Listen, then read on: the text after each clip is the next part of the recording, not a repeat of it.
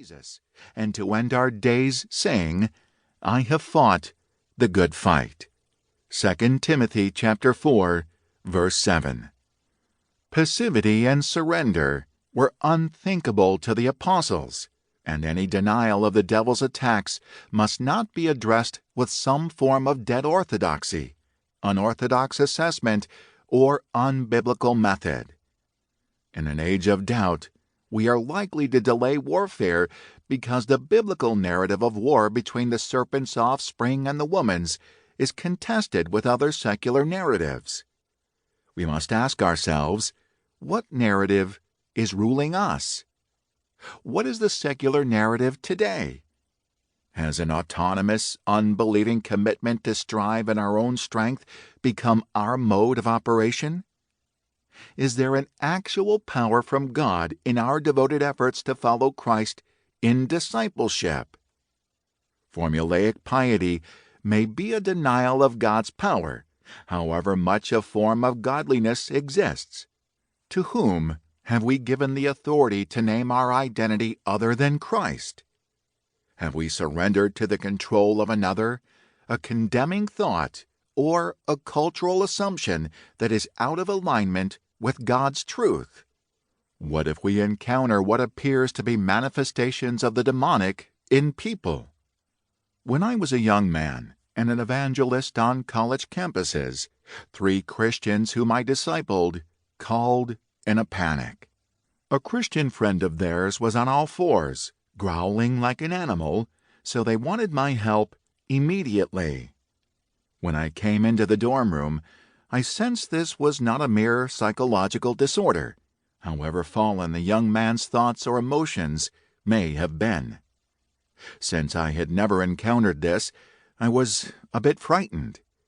We prayed over him in the name of Jesus for some time and resisted the devil until the young man relaxed, rested on the ground, and recovered. I shared the gospel with him, and he repented of an idolatrous attachment to a former girlfriend. He trusted Christ, and he said he felt like a ton of bricks had been lifted from his shoulders. He has lived a stable Christian life ever since. One night I was invited to preach at a large meeting for a prominent Christian campus ministry at Illinois State University near our church. After I delivered the message, the students sang 2 or 3 responsive songs of worship. During the singing, a student came to me because another student by him was shaking and bent over in an unusual manner. I had counseled this troubled student before and exhorted him not to use his imagination to draw strange and evil images. We prayed over the young man and resisted the devil, and this student finally went limp. He felt a huge weight, which seemed physically heavy, lifted from him.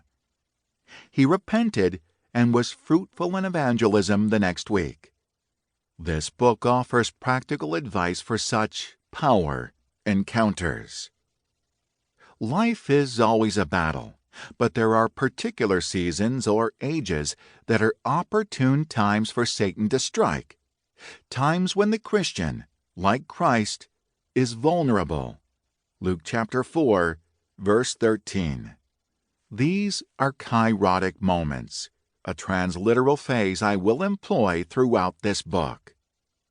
Kairos is an ancient Greek word meaning the right or opportune moment, the supreme moment.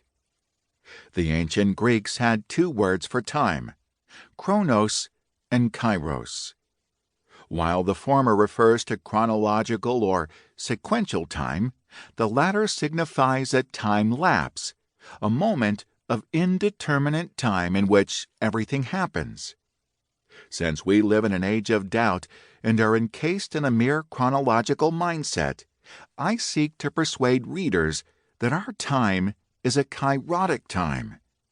It is an opportune time when significant spiritual warfare is taking place.